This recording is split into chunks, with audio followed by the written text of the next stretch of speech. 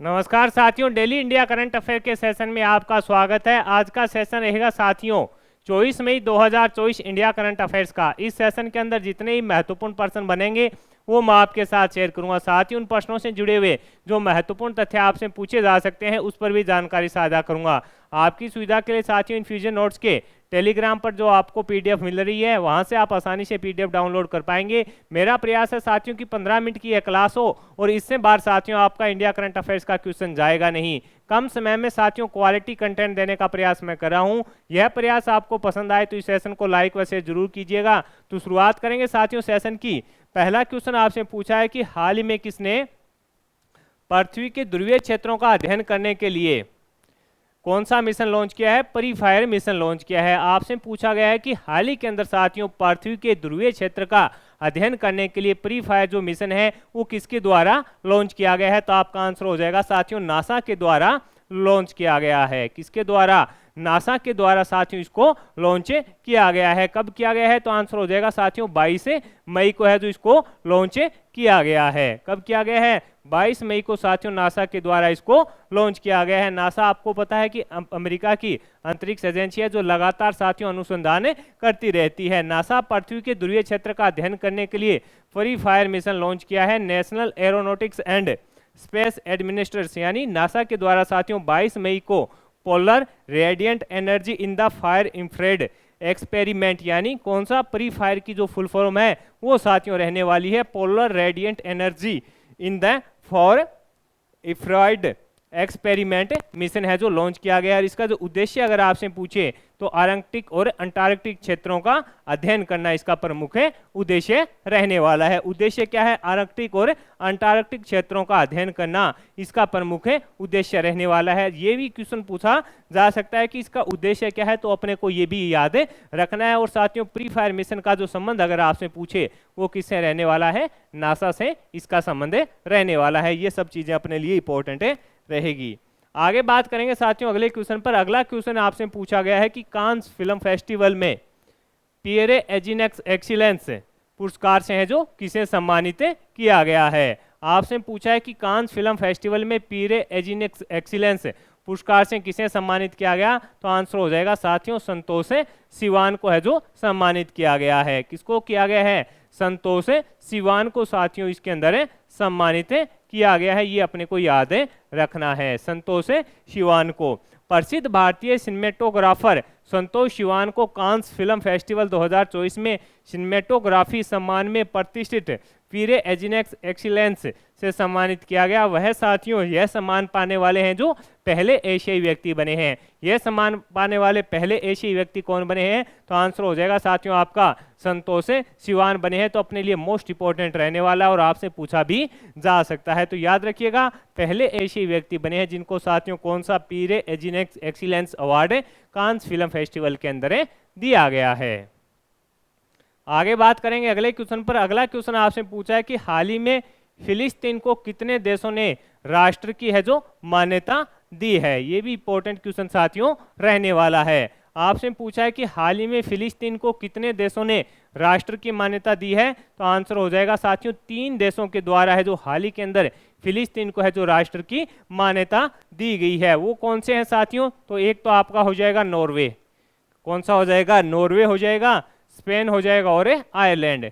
Norway, Spain और Ireland ये तीनों देश हैं जो साथियों अपने लिए इंपॉर्टेंट रहेंगे। इनके द्वारा साथियों हाल ही के अंदर है जो फिलिस्तीन को है जो नए राष्ट्र के रूप में मान्यता प्रदान की गई है। और औपचारिक रूप से साथियों इसकी घोषणा है जो 28 मई को कर देंगे। यानी 28 मई को साथियों इसकी औपचारिक तौर पर है जो राष्ट्र की मान्यता इनके द्वारा इसको दी जाएगी। तो अपने लिए इंपॉर्टेंट रहने वाला है।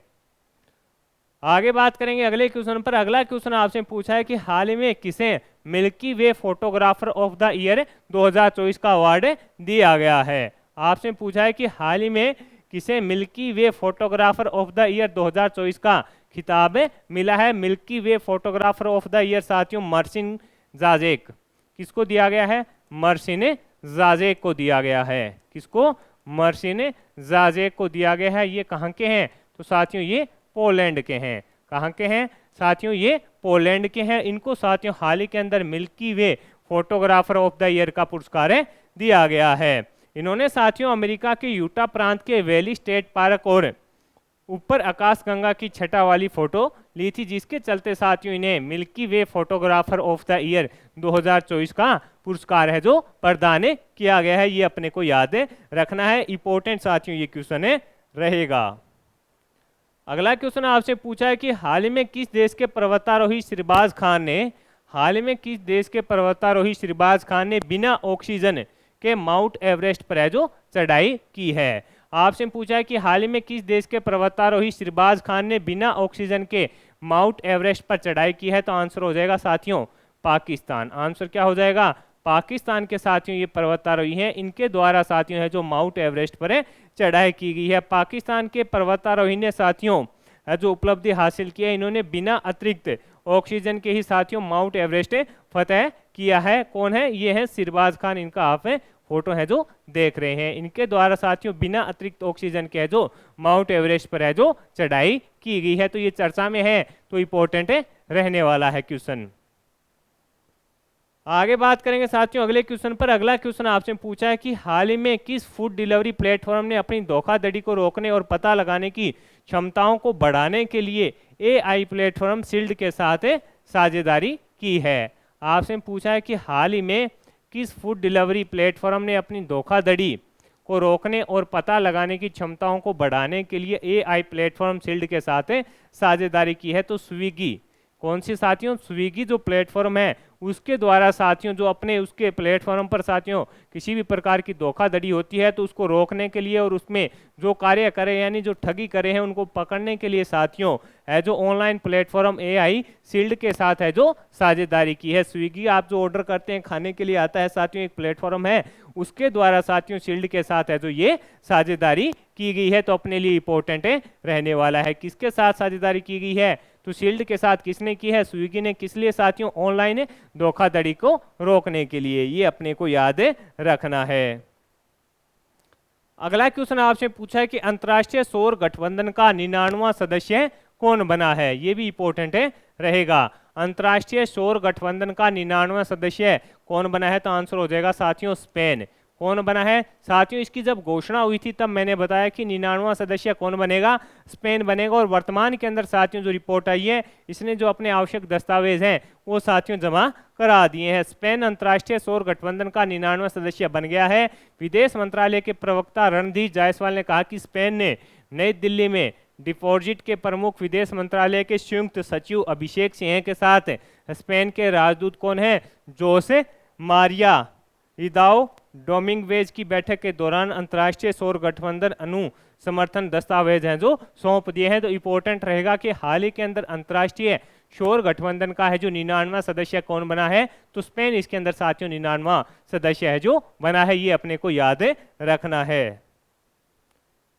अगला क्वेश्चन आपसे पूछा है कि 10वां विश्व जल मंच कहां पर प्रारंभ हुआ है? ये भी इंपॉर्टेंट अपने लिए रहने वाला है। आपसे पूछा है कि 10वां विश्व जल मंच कहां प्रारंभ हुआ? तो वाली इंडोनेशिया के अंदर। कहां पर प्रारंभ हुआ है? तो आंसर हो जाएगा वाली इंडोनेशिया के अंदर साथियों ये प्रारंभ हुआ है। 10वें विश्व जल फोरम की जो मेजबानी है साथियों वो वाली के पास है जो इंडोनेशिया द्वीप समूह के हजारों द्वीपों में से एक है। बस इतना ही अपने को सीधा का सीधा याद रखना है। पूछा जाएगा तो कि 10वां विश्व जल मंच है जो कहां पर प्रारंभ हुआ? तो इंडोनेशिया के अंदर।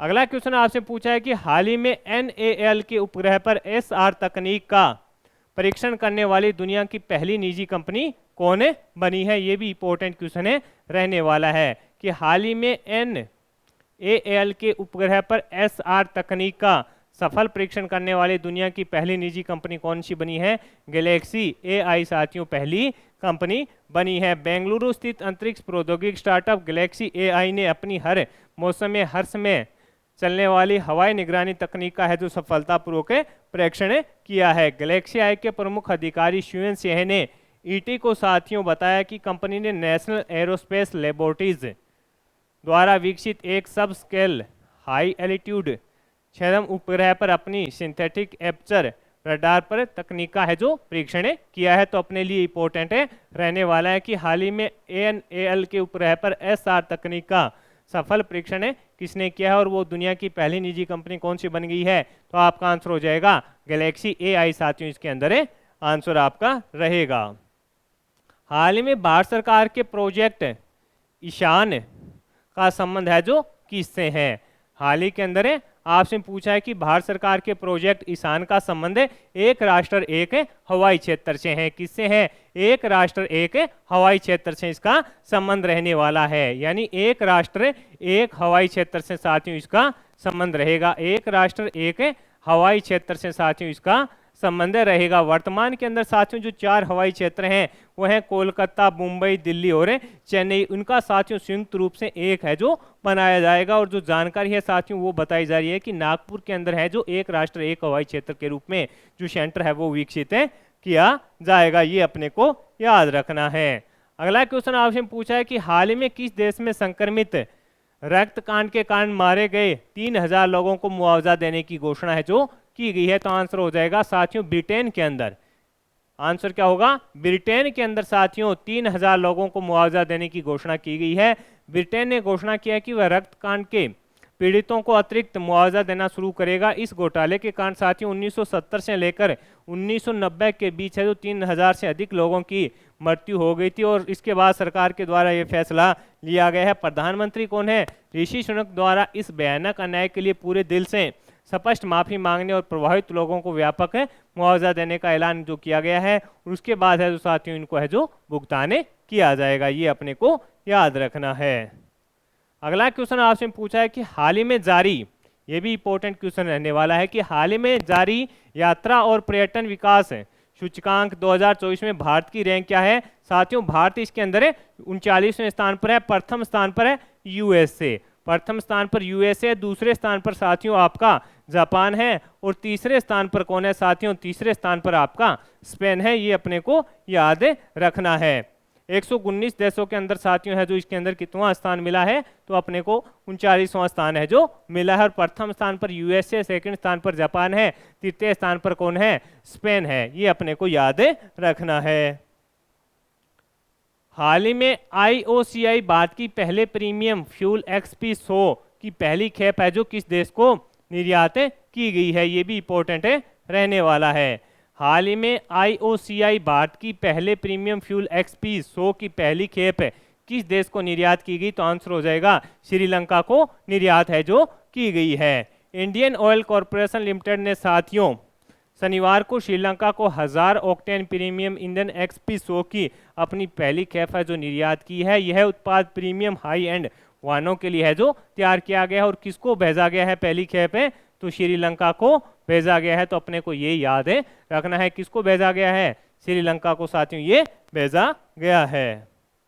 अगला क्वेश्चन है कि दुनिया के पहले प्रमुख AI कानून को मंजूरी है जो किसके द्वारा दी गई है? दुनिया के पहले प्रमुख AI कानून को है जो मंजूरी किसके द्वारा दी गई है? तो आंसर हो जाएगा साथियों आपका यूरोपीय संघ। यूरोपीय संघ ने कृत्रिम बुद्धिमत्ता को विनियमित करने में एक ऐतिहासिक कदम को चिन्हित करते हुए AI अधिनियम को अंतिम हरी झंडी है जो दिखा दी है। तो ये चर्चा में रहने वाला है। तो साथियों इस सेशन के अंदर जितने ही महत्वपूर्ण प्रश्न बन रहे थे इंडिया करंट अफेयर्स के वो मैंने आपके साथ शेयर कर दिए हैं। मेरा प्रयास है कि कम समय में क्वालिटी कंटेंट आपके साथ शेयर किया जाए। सेशन पसंद आया है तो इसे लाइक व शेयर जरूर कीजिएगा। कम समय में क्वालिटी कंटेंट के लिए जुड़े रहिएगा इन्फ्यूजन नोट से। धन्यवाद।